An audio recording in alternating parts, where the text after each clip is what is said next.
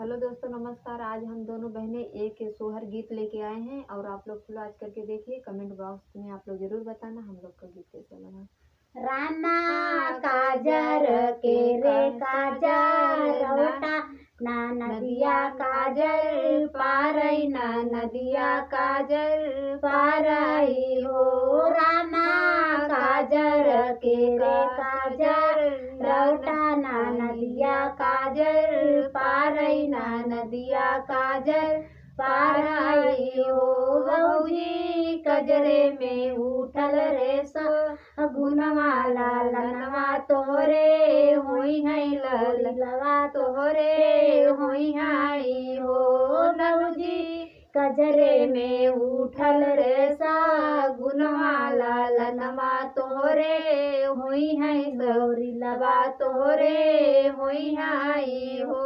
नदी चौरा ऐसन तोरा दतवा ओठा तोरा चुम्बा तोरा चुम्बा हो।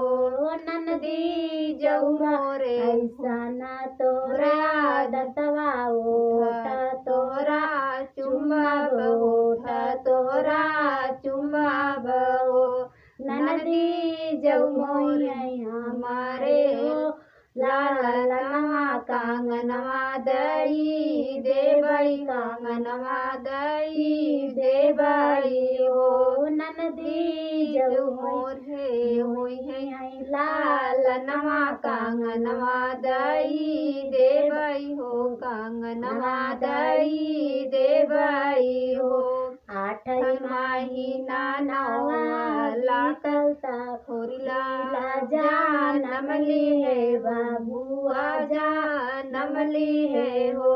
भौजी डेवड़ी बैठई मैं डेवड़ी हरवा आंगने फरू दरवाजे फरू दरवानी हो।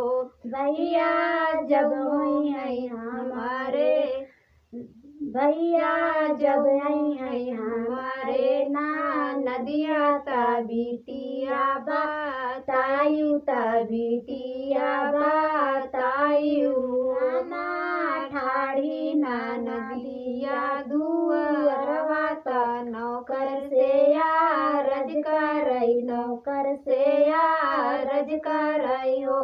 भैया खोली देता बाजरा के बढ़िया भीतारा चली जाइत भीतारा चली जाइत हो। बहनी बहनी रहलू करमवा के फुटई करम बिटियावा हमरे जन्म बिटियावा हमरे जन्माई हो। बहूजी दैन दे तू पानई बिटियावा के लाइट घरा जाइत के लाइट घरा जाइत हो। बहूजी ननदी बिटिया जागाए नाही जागई बोलाए नाही बोलाई हो।